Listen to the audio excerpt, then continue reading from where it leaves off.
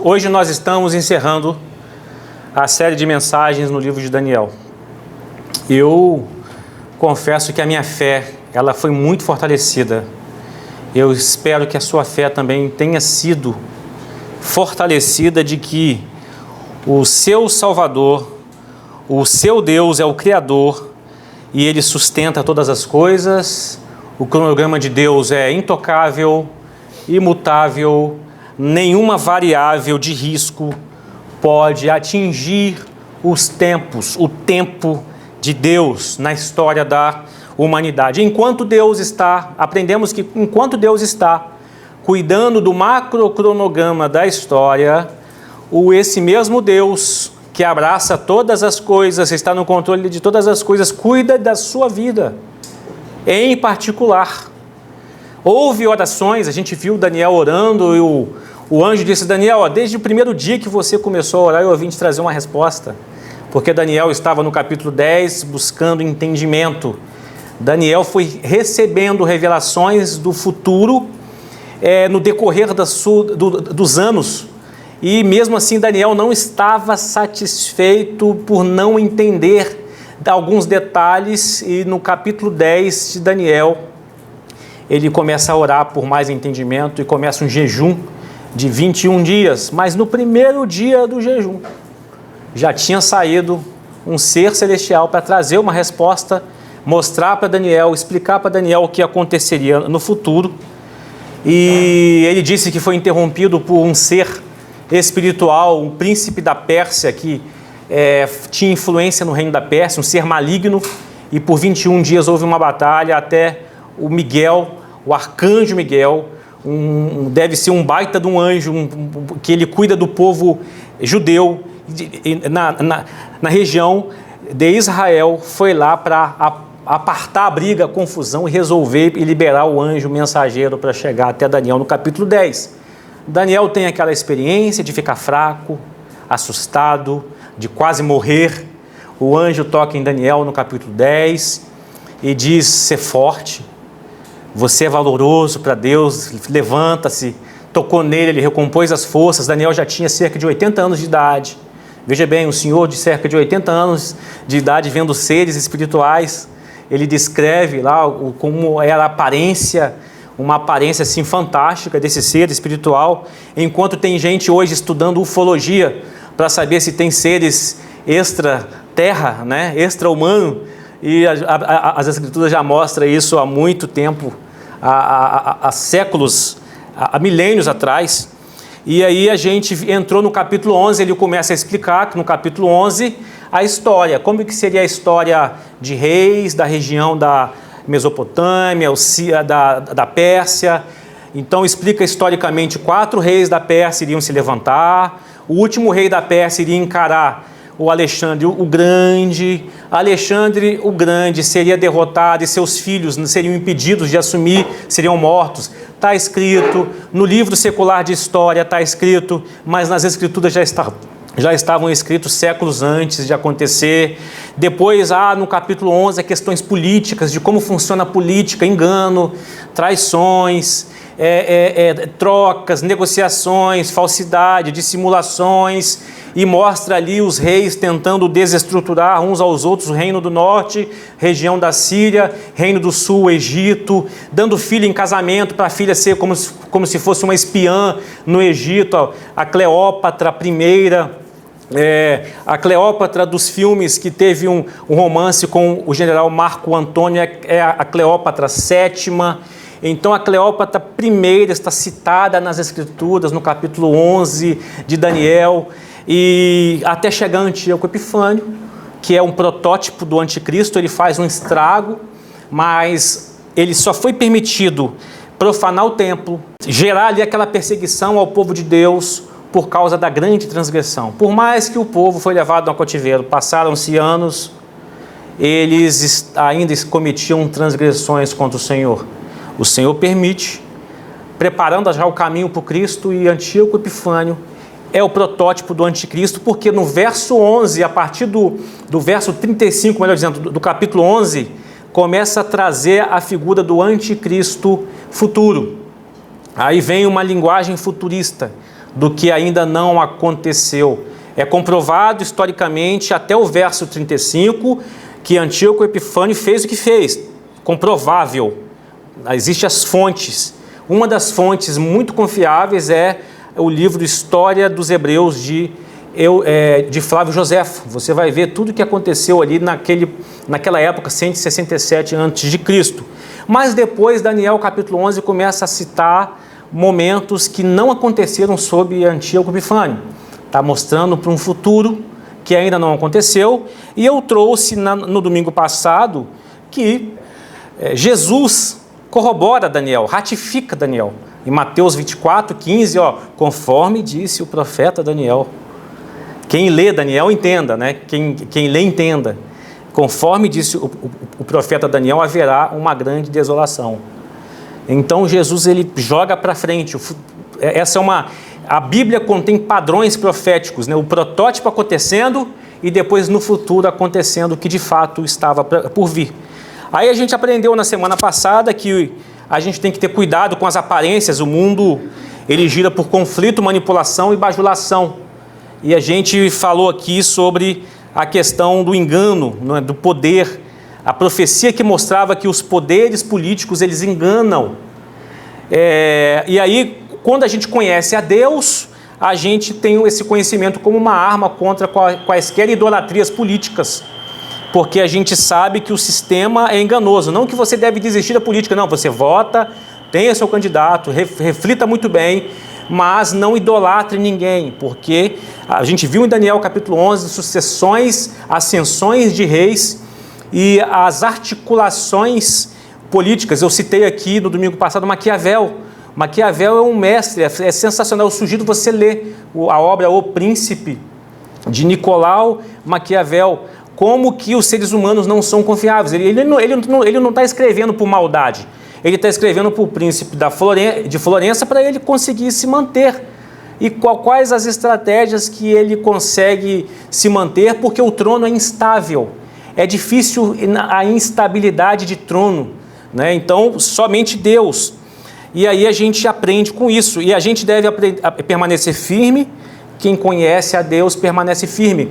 Quando Antíoco Epifânio subiu ao poder, invadiu Jerusalém, profanou o templo, tinha uma galera que violou a aliança por causa de poderes, por causa de bens, por causa de privilégios no governo de Antíoco Epifânio. Então o povo judeu corrompeu sua fé, mas outros lutaram. Então se você estudar o livro de 1 Macabeus e 2 Macabeus, verão que houve um grupo fiel que lutaram pela fé e não se corromperam diante até mesmo da possibilidade de morte.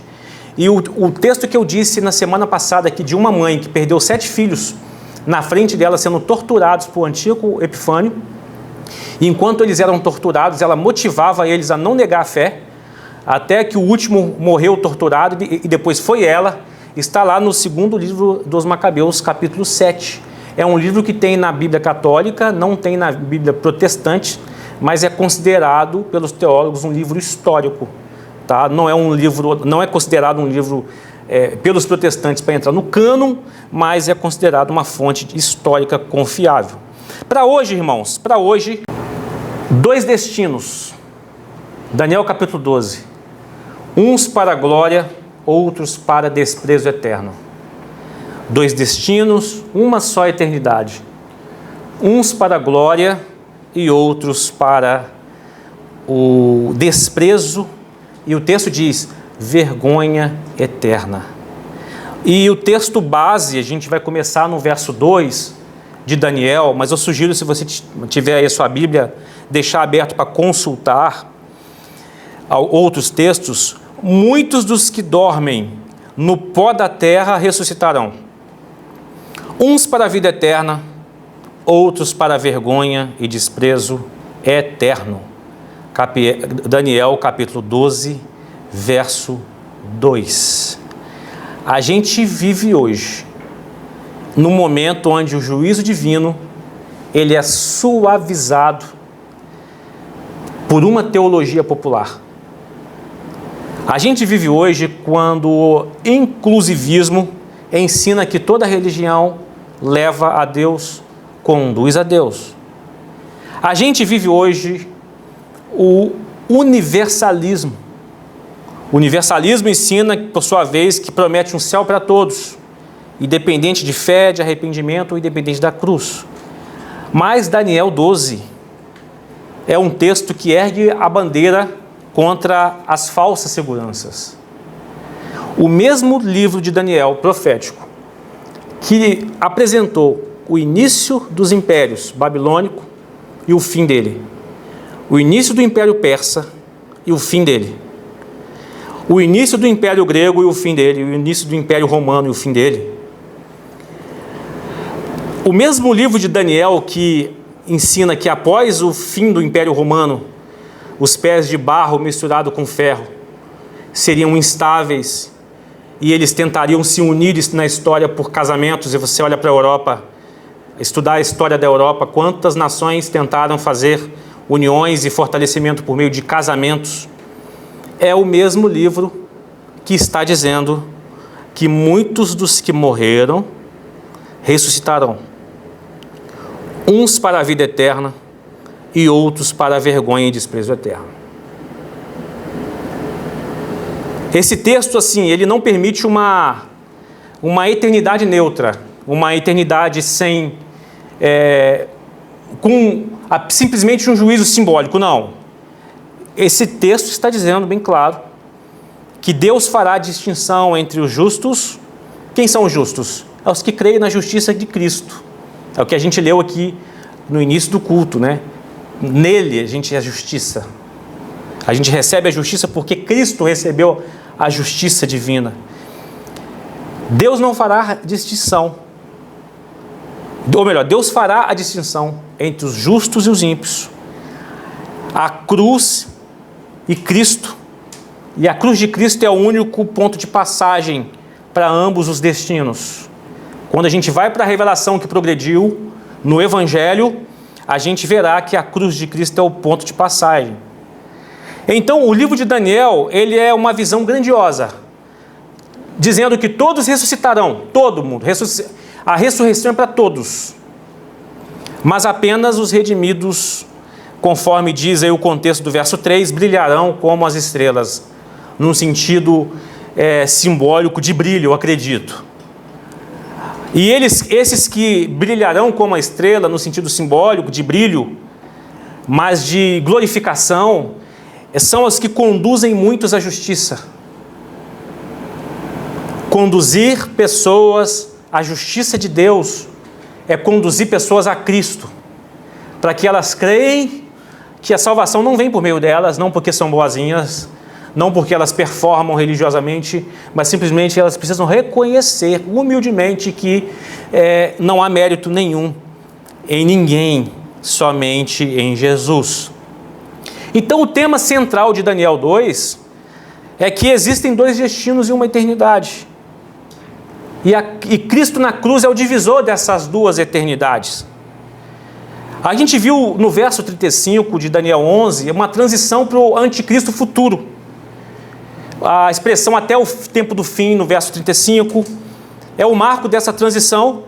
E aí começa a surgir no verso 36 de capítulo 11 de Daniel, um rei que se exalta sobre todos os deuses, aquele que rejeita o Deus de seus pais, verso 37, capítulo 11, aquele que adora o Deus das forças. Então, o perfil do anticristo é ele gostar muito de poder militar.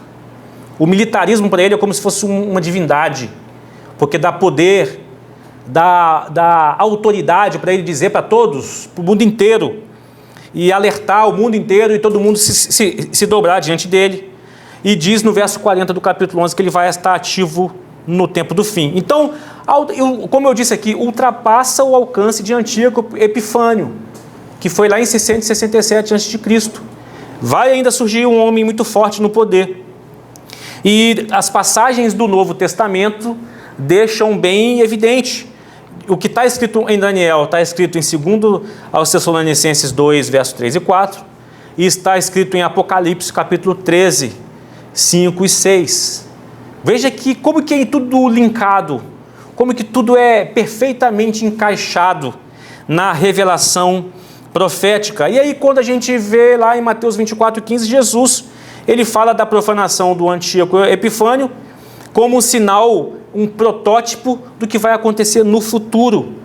Vai haver uma profanação no novo templo que será erguido. E ele fala para os seus discípulos e para as pessoas futuras estarem vigilantes. A gente começa a aprender algumas coisas em Daniel capítulo 12. A primeira coisa que a gente aprende no capítulo 12, que o mundo irá tremer, mas Deus vai providenciar socorro. No verso 1 do capítulo 12, diz assim: naquele tempo se levantará Miguel, que é o fortão, o anjo poderoso, o grande príncipe, que guarda o seu povo, se levantará e haverá um tempo de angústia como nunca houve antes, desde que as nações vieram a existir. E nesse tempo, porém, todos de seu povo que tiverem um nome escrito no livro serão salvos. Veja bem, o tempo de angústia revela que aqueles que são fiéis a Deus, a palavra profética diz que na visão de Deus eles brilham, eles se destacam em tempos de angústia. Enquanto o mundo treme, aí Deus levanta Miguel, que é um símbolo da proteção para quem ele elegeu, e mostra que a salvação não é universal, ela é particular, pertence a todo aquele que for achado escrito nome no livro. Ou seja, existe um livro. Existe um livro. De quê que é? Não sei qual é o material desse livro, mas existe. Todo aquele que for achado escrito no livro. Em Êxodo capítulo 32, Moisés fala do livro. Quando Moisés vai orar, pedir perdão ao Senhor pelo povo ter pecado quando ele estava no Monte Sinai, fizeram o bezerro de ouro, Moisés sobe de novo, chama a atenção da galera, aplica uma disciplina pesada lá e sobe de novo: Senhor, se o Senhor não perdoá-los, retira meu nome do livro. Que ousadia de Moisés. Que liberdade, por outro lado, que ele tinha com o Senhor. Livro dos que pertencem ao Senhor. Então já era um senso geral, lá nos primórdios, que havia um livro. Salmo 69, 28 fala do livro, dos justos que estão escritos no seu livro, a Deus. Lucas 10, 20, Jesus cita o livro. Jesus fala: alegrai-vos porque os vossos nomes estão escritos no céu. Os discípulos foram expulsar demônios, foram pregar e ficaram felizes porque demônios eram expulsos, pessoas eram libertas e chegaram todos alvoroçados. E o Senhor: vocês estão alegres por causa disso? Estão alegres? Alegrem-se primeiramente porque o nome de vocês estão no livro, escrito os nomes nos céus. Filipenses capítulo 4, 3 fala sobre um livro. E Apocalipse 3, 5 que diz: de modo nenhum apagarei o seu nome do livro da vida, aqueles que forem fiéis.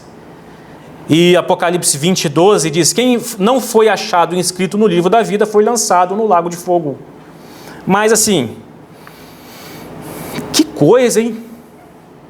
Por que tem essa distinção? Por que tem livro? Por que não põe todo mundo? Uma temática difícil de falar hoje em dia. E é uma temática tão de pressão, que cada vez mais está ficando difícil falar desses temas, porque você está sendo discriminatório. Aí a gente entende pelas Escrituras que o livro da vida é o registro eterno de Deus sobre um povo escolhido, um registro daqueles que não eram bons o suficiente, mas a quem a sua graça deu vida. A sua graça deu vida.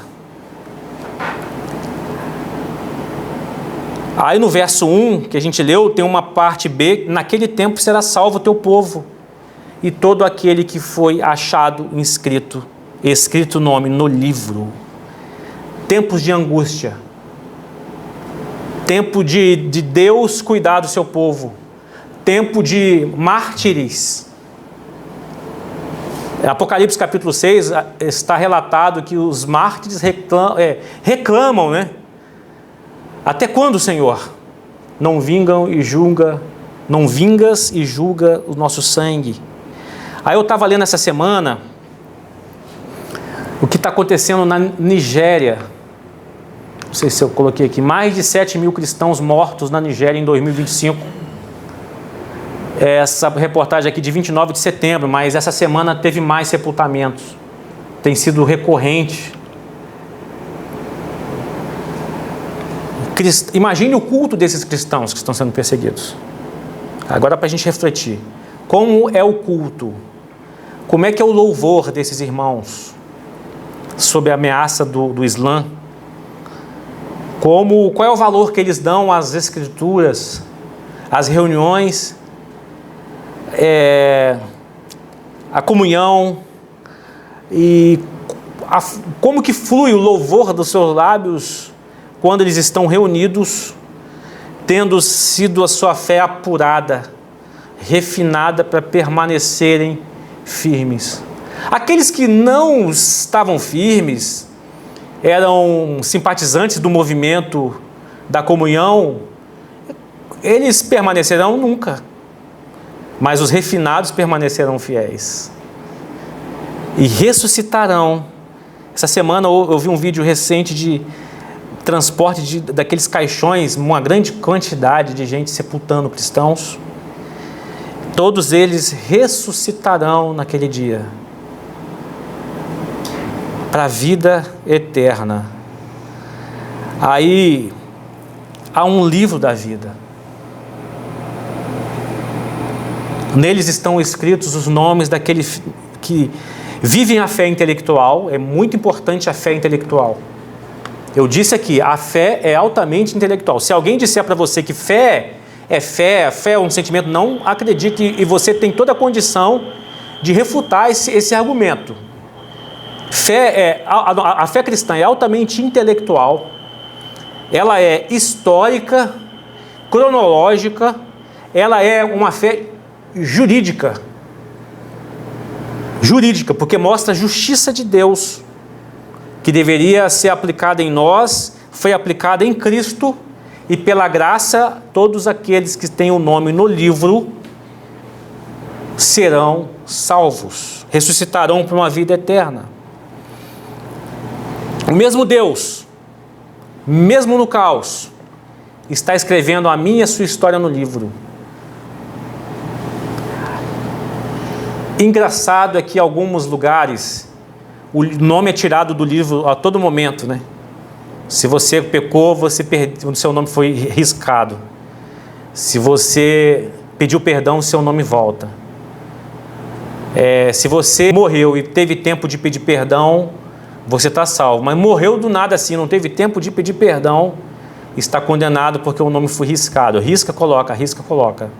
Não é bem assim. Isso está garantido pela justiça que há em Cristo. Quando a gente confia que o meu pedido de perdão é que me salvou, a obra da salvação é minha.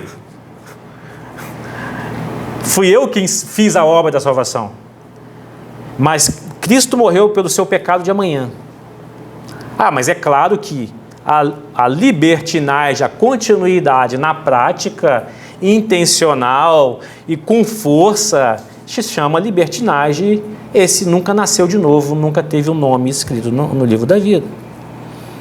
Aí a gente viu que Daniel 11:35, né, que Deus permitiu e permitirá o refinamento dos sábios. Os sábios aqui, em Daniel capítulo 11 e Daniel capítulo 12, são aqueles que olham para as profecias e começam a discernir a história, começam a entender os movimentos, começam a refletir, começa a discernir o que está acontecendo na história da humanidade, começa a discernir o que está acontecendo no meio de alguém que se chama povo de Deus.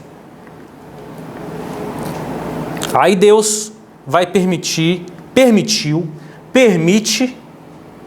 e permitirá um refinamento ainda no futuro. A gente não está na Nigéria, irmãos. A gente não está na Nigéria em nenhum país hostil. A gente está no Brasil. A gente está no Brasil. A gente não está passando por esse refinamento que está escrito em Daniel 11:35, que está escrito em Daniel 12. que vai acontecer num futuro, nos 3 anos e meio, que o anticristo vai revelar a sua faceta demoníaca, maligna, satânica. Mas o nosso nome tem que estar no livro da vida. E o que corresponde o nosso nome no livro da vida? Primeiro, é graça, é presente de Deus. Não é obra sua, não é mérito seu. Fala. Oi? No batismo? Eu não acredito que é no batismo, mas é simplesmente na confissão e no entendimento da graça. O batismo é um evento mais de recepção ao corpo de Cristo, um testemunho àqueles que estão na fé, para relembrar o que eles fizeram também, e um testemunho ao mundo de que você está se identificando com Cristo na sua morte e na ressurreição. Mas o batismo em si não é o que salva, né? O que salva é arrependimento verdadeiro do coração, né? Mas se eu me arrependi, mas eu nego o batismo, eu não quero batizar, aí não, aí tem algo errado, tem algo estranho. O batismo, biblicamente, ele não pode ser um sacramento. Mas não é a condição do batismo? Então, mas primeiro ele crê. Crê e se arrepende. E se arrepende, mas se não der tempo dele se batizar... Você passou pelo arrependimento. Isso aí. Passou pelo entendimento da obra que Jesus fez, e você está disposto a receber esse livro, viver. Isso aí. Então, mas se alguém se converter hoje aqui, vamos supor, tá? Uma opção de gente. Eu faço o apelo, né? A gente não faz apelo, mas também não é errado fazer. Se alguém se arrepender hoje, eu creio no Senhor Jesus sobre a minha vida. A graça não é minha, é o sangue dele derramado, a justiça de Deus, eu não tenho como pagar essa justiça. Na justiça eu estou condenado, então Jesus me salvou, eu creio agora. A gente não tem batismo aqui agora. E se essa pessoa morrer, ela vai ser salva. É representativo. O ladrão da cruz, né? Hoje mesmo estarás comigo no paraíso. É o ladrão que não passou pelo batismo, não é? Então, assim, mas eu já vi pessoas que se diz que se arrependeram e converteram e negaram o batismo. Aí tem coisa estranha. Aí teve um momento, não se converteu. Alguns não se batizam porque acham que se batizar vai ter que se tornar uma pessoa perfeita. É muita responsabilidade, ela sabe que não é perfeita. Aí você tem que explicar, calma, você continua sendo o Zezinho, simplesmente você está agora se identificando com Cristo, com a fé que você teve, e você tem um advogado que quando você pecar, o seu acidente de pecado não estará imputado à justiça, né? Então aí tem que explicar as coisas, porque tem gente que considera batismo que se batizou agora você não pode mais pecar nunca mais. Aí está todo mundo na água, aqui, inclusive. Então, a gente não está na Nigéria. Ficou claro, o Wagner? A gente coloca a burocracia para batizar, tem que fazer cursinho, né? Aí tem meses de cursinho, tem muita gente que faz isso. Aí a pessoa morre, não está salva por causa da nossa burocracia, né? E ao mesmo tempo eu vejo pessoas que o fulano de tal amigo se converteu, tem água aqui, vamos lá? Eu conheço casos assim, que batizaram debaixo de uma mangueira de água, né? Oi? Felipe, o eunuco, né? Ele fez uma classezinha bem rápida ali, né, de Isaías. Eis aqui há que impede que eu seja batizado. É isso aí. Tá vendo? A diferença é essa, ó. Aquela fome, aquela vontade de se batizar, né? Ok? Mas se eu digo que não foi salvo porque não batizou, aí vira obra salvação por mérito. O mérito é o batismo, não é. O mérito é Cristo. É o que Cristo fez. Então, nós não estamos na Nigéria. Aí a gente tem que repensar, a gente pensar e refletir como que estão esses irmãos lá e a sua fé? E por que eles insistem em viver essa fé? Eles continuam se reunindo, louvando a Deus, e onde eles estão lá, de repente chega uma milícia islâmica e mata todo mundo. Isso para a gente traz um senso de reflexão se a gente está vivendo sonolência espiritual na nossa vida. Se a gente está caminhando no poder do Espírito Santo ou não. Como é que está a nossa caminhada? Como é que está por dentro de nós a relação, a experiência de comunhão, de oração, de poder do Espírito Santo? Conforme foi dito aqui na pregação sobre Daniel 10, Deus nos dá poder. Como que a gente tem usado esse poder? A segunda coisa que a gente aprende é que a ressurreição é para todos, mas haverá dois destinos. Então a terra vai tremer, a ressurreição é para todos. O verso 2, muitos do que dormem do pó da terra ressuscitarão, uns para a vida eterna, outros para vergonha e desprezo eterno. Isso aqui é o coração do capítulo 12, juízo universal. Todos ressuscitarão, mas nem todos serão glorificados. E a diferença está em Cristo e sua obra justificadora. Esse tipo de pregação aqui, a Netflix não aceita que entre lá. Não dá para rolar. Não gera engajamento dizer sobre juízo universal. Nem todos serão glorificados. Aí quando a gente olha Cristo e sua obra justificadora, Daniel, quando recebe essa mensagem, ele viu os túmulos se abrindo, ele viu que a morte não é o ponto final, a morte é apenas uma vírgula na história de Deus que tem para mim e para você. Sabe o que muda tudo? Cristo foi adiante dessa história, dessa revelação profética de Daniel. Cristo enfrenta a morte. Cristo sai vitorioso da morte, garantindo que todo aquele que nele crer ressuscitará para a vida eterna. Uns para a vida eterna. Segundo aos Coríntios 5:21 diz que aquele que não conheceu o pecado, Deus os tornou pecado por nós, para que nele,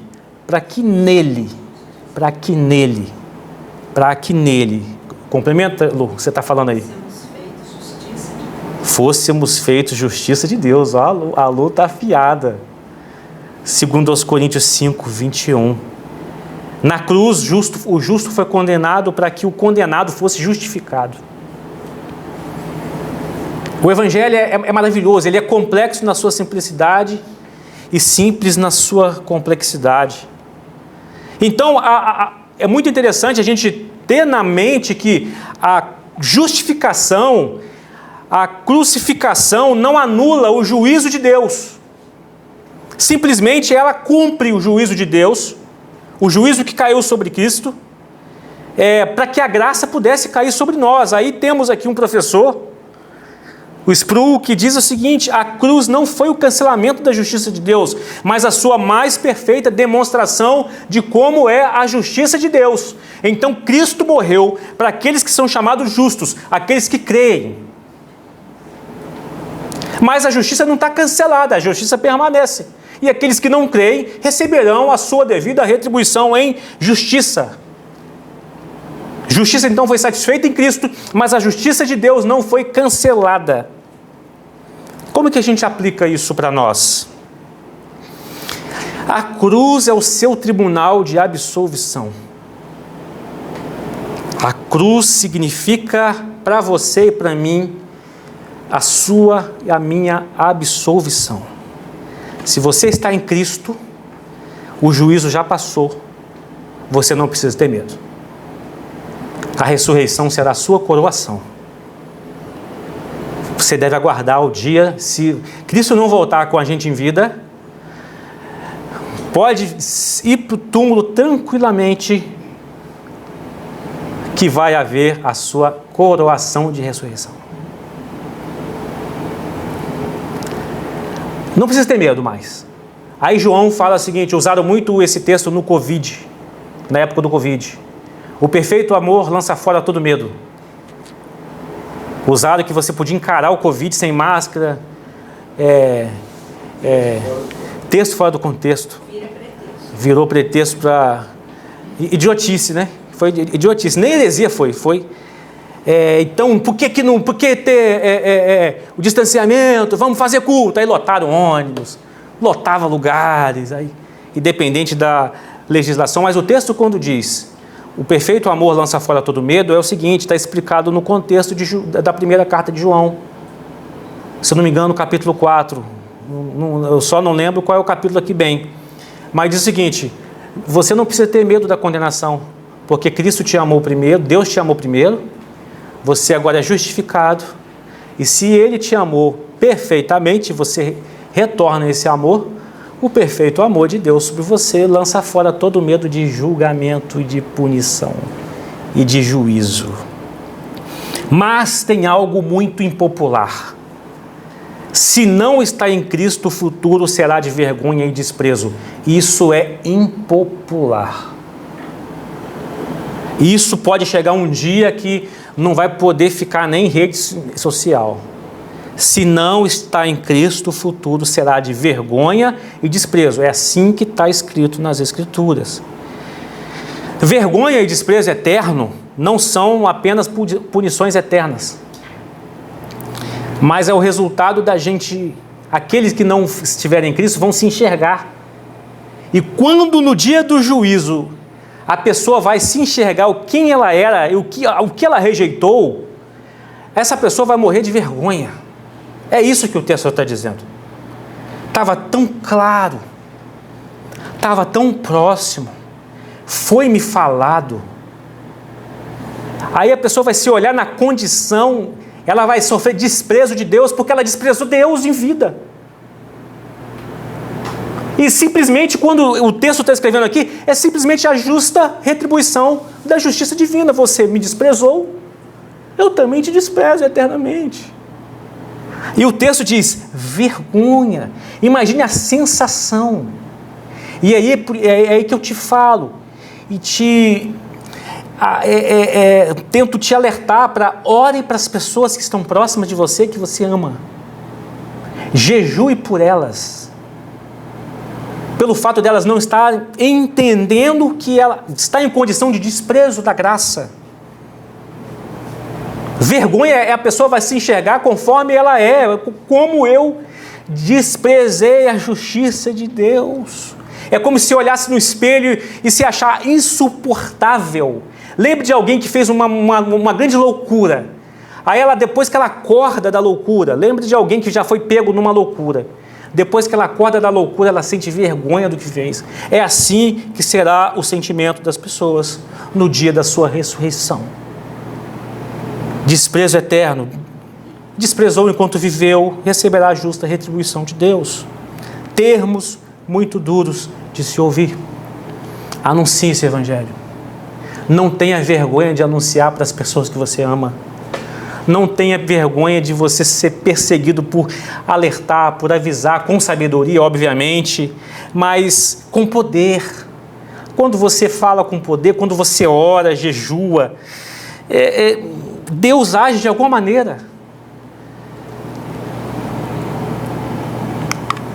Terceira coisa que a gente aprende. O cristão vive entre o já da justificação e o ainda não da glorificação. Já estamos justificados. A justiça já foi aplicada. Você não vai ter que chegar diante de Deus para Ele passar a sua vida num telão. Eu brincava lá no trabalho, né, Léo? Citando para a galera, vai passar a sua vida no telão, eu vou estar lá para ver. A gente ficava fazendo brincadeira, o que vai passar e tal. Mas isso era apenas uma brincadeira. Porque tem um texto, 12:12, bem-aventurado aquele que espera e chega até 1335 dias. Simplesmente é o perseverar até o fim. A gente poderia ficar a noite inteira falando desses 1335 dias, por que não é 1290? Seria os 3 anos e meio da 1270, mas falou 1290, depois o anjo fala 1290 e na outra frase ele cita 1335. Até hoje o pessoal não entendeu muito bem, outros dizem que já era sabido que haveria umas mudanças nos calendários. Mas a importante aqui é bem-aventurado aquele que espera, que persevera até o fim, porque sabe o que vai aguardar, o que vai receber, o que vai receber. Deus está agindo mesmo quando parece que o relógio dele está parado. Já teve a sensação que parece que o relógio de Deus já está parado? Eu já orei assim e depois pedi perdão por me intrometer no cronograma de Deus. Senhor, já deu. Senhor, já deu, Senhor, já deu. Olha o que está acontecendo. Está acontecendo isso, já deu, Senhor. Aí depois eu pedi perdão, que é muita ousadia minha chegar para Deus e dizer que Ele está errado porque o relógio parece estar parado. Irmãos, a bênção na espera, a bênção na perseverança, a glória nos aguardando se a gente perseverar, a glória aguardando se a gente permanecer no caminho. E Deus nos chama hoje para caminhar, continuar, mesmo cansado. Porque está escrito que o fim é vida, descanso, herança, ressurreição e vida eterna. Não pare de confiar, não desista dessa confiança.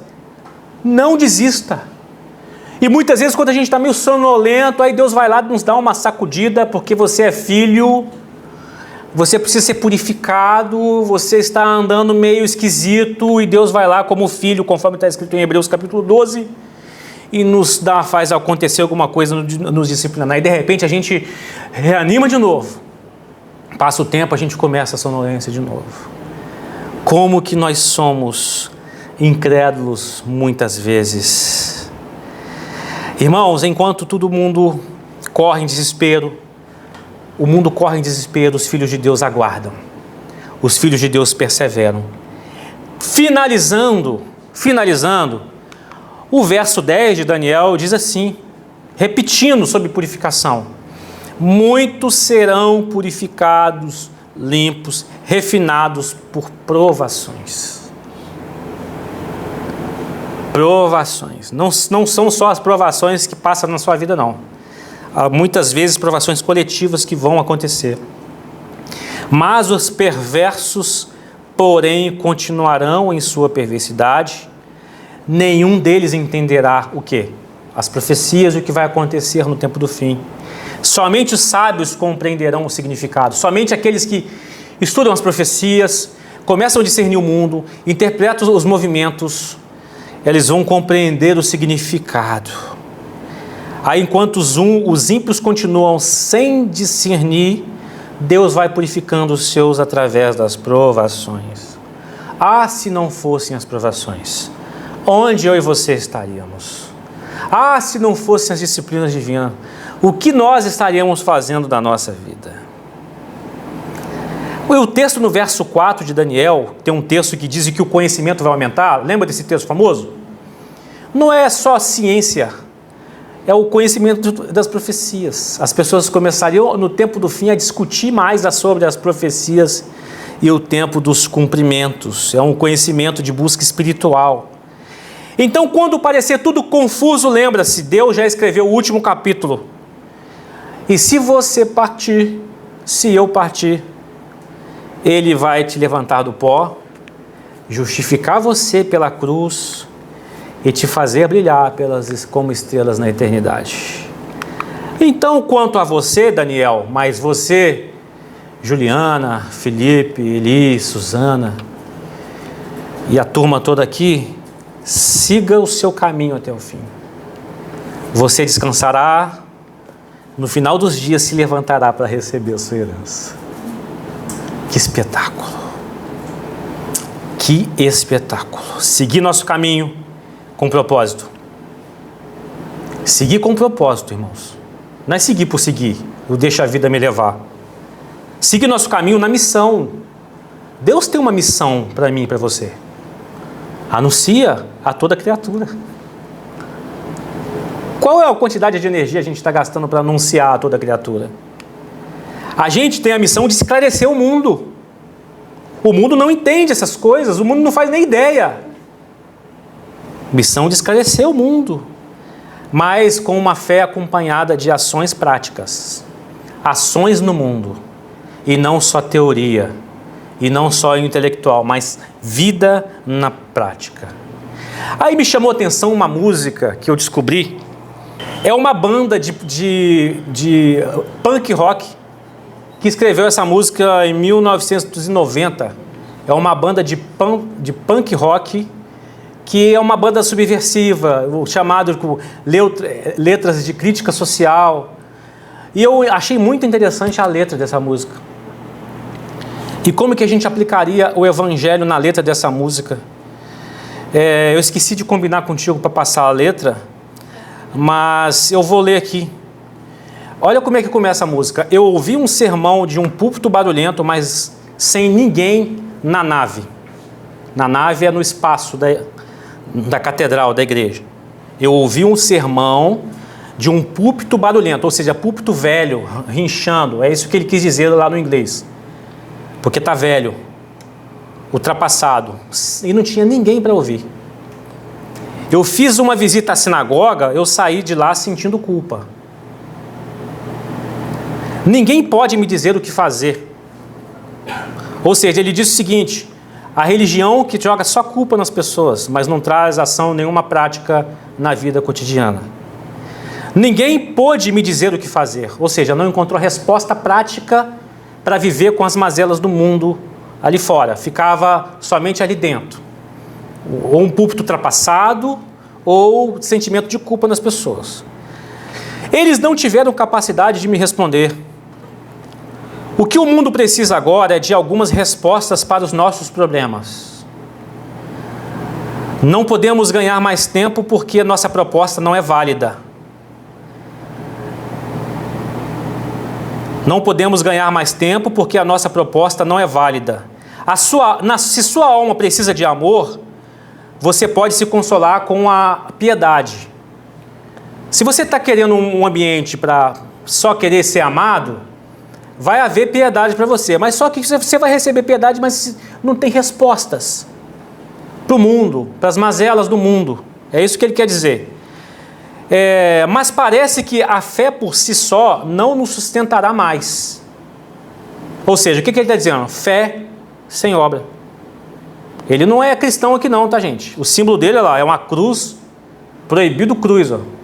Ele faz uma crítica o logo deles, né? Uma crítica à religião vazia. Parece que a fé por si só não nos sustentará mais. Não está dizendo só de fé religiosa não, tá? Que ele vai começar a criticar a fé científica e a fé empreendedora capitalista. Ele diz assim, ó: eu vi os cientistas levantarem as mãos admitindo que o progresso resolverá tudo. Isso é comum. Existe um movimento chamado tecnocracia, que os governos futuros serão movidos por tecnocratas. E as decisões políticas serão decisões sem sentimento, simplesmente com base nos números. O progresso resolverá tudo, diz os cientistas. Eu vi os fabricantes de detritos terrestres ignorarem o apelo do Greenpeace. Ou seja, fabricando poluição e o Greenpeace citando: vocês estão acabando com o planeta. Mas eles continuam na irresponsabilidade, né? Ninguém poderia me dizer o que fazer. Então, ou seja, fé sozinha, né, que é o título da música, fé sozinha não funciona se não tiver prática. Então, a religião sem prática é uma fé sozinha. O cientificismo, que pode se tornar uma idolatria, e a ciência também é fé, crer na ciência absolutamente também é um tipo de fé. O crer no empreendedorismo, no avanço das fábricas, da fabricação também é uma fé. Ninguém poderia me dizer o que fazer. Ninguém mais teve a capacidade de me responder. O que o mundo precisa agora é de alguma responsabilidade. Não podemos ganhar mais tempo porque o tempo não aceita nosso dinheiro. Forte isso. Se a sua alma precisa de amor, você pode até ter a minha pena, mas isso não é o suficiente. Parece-me que a fé por si só não nos sustentará mais. Fé na religião apenas, sem Cristo, sem prática. Fé na ciência e fé no capital, no empreendedorismo. O que o mundo precisa agora é de algumas respostas para os nossos problemas. Não podemos ganhar mais tempo porque a nossa proposta não é válida. O que o mundo precisa agora é de alguma responsabilidade. Se a sua alma precisa de amor, você pode se consolar com a piedade, recebendo pena de alguém. Mas a fé por si só não nos sustentará mais. E repete sucessivamente: a fé por si só não nos sustentará mais. saindo do conhecimento da profecia no livro de Daniel. Deus nos chama para a gente agir no mundo com uma fé prática. E não existe fé cristã sem prática, sem obra. Porque se existe uma fé que não há obra no mundo para trazer luz, respostas aos dilemas religiosos, dilemas científicos, dilemas do capitalismo, dilemas do comunismo, dilemas de onde for mais, se a gente não tiver essas respostas, a nossa fé é inútil. Aí eu me lembro também de um filósofo, o Nietzsche, quando ele disse: Deus está morto, nós os matamos, você e eu. Porque nossa fé não é... Se a fé de vocês não é prática, é isso que ele quis dizer. Eu sou ateu, mas vocês vivem nos seus templos, não vivem na prática essa fé, então junte-se a mim. Eu já sou ateu mesmo, vamos pensar numa forma de conduzir a história do mundo sem Deus. Mas vocês ficam me chamando de ateu, é isso que ele quer dizer na sua obra Gaia e a Ciência. Se vocês ficam me chamando de ateu, mas vocês são piores, porque vocês ficam dentro de um templo e o templo se tornou o mausoléu de Deus, túmulo de Deus. O Deus que vocês falam que é vivo, de fato está morto, porque vocês não vivem a fé prática. E é por isso que a gente vai começar em breve. A próxima série de pregação é o Sermão da Montanha de Jesus. Mateus capítulos 5, 6 e 7. Fé na prática. O mesmo Jesus que citou Daniel, ele nos ensina como viver na constituição do reino de Deus. Mateus capítulos 5, 6 e 7. Irmãos de fé, vivamos a fé na prática. Não vivemos uma má religião, uma péssima religião. O cristianismo é muito valoroso, muito nobre, para a gente não viver essa fé na prática. Faça uma autocrítica, faça uma análise, reflita agora com Deus nesse momento, como é que está a sua fé? Aquele que tem o cronograma da história e aquele que tem de poder para te dar, aquele que te permite orar e ser respondido, aquele que te permite conhecer o futuro, conhecer o que aconteceu no passado, abrir os livros de história, ver tudo o que aconteceu, e aquele que está nos mostrando que vai haver um momento crucial para finalizar a história.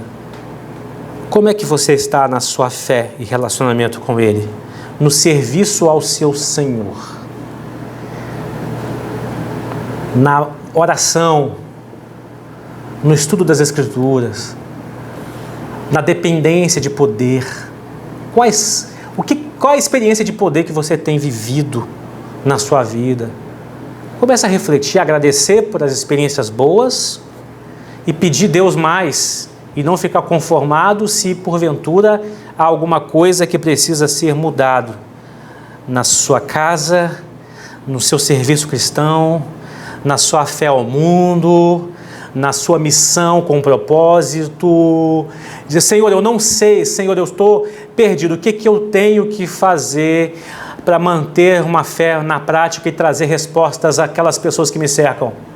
Peça ao Senhor para abrir os seus olhos, criar condições necessárias e se prepare para viver fé na prática. Deus, obrigado, Senhor, pela sua palavra, obrigado pelas profecias, obrigado pelo Jesus, obrigado pela justiça, obrigado, Senhor, pela esperança da ressurreição.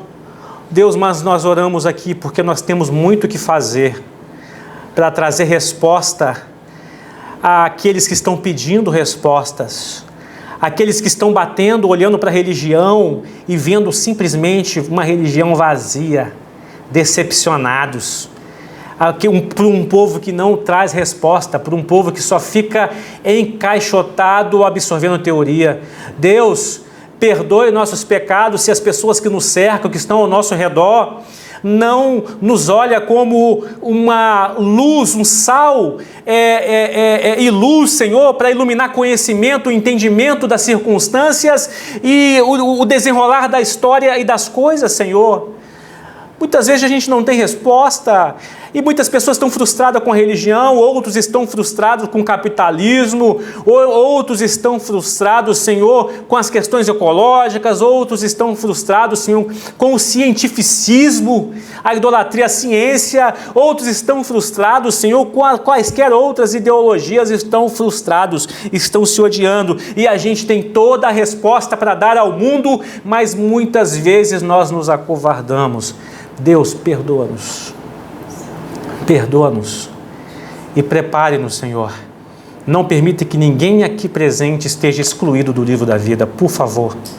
É minha oração sincera diante do Senhor, que todos nós que estamos aqui, todos nós que nos conhecemos, todos nós que se diz ser cristão, Senhor, de fato esteja com o nome escrito no livro da vida.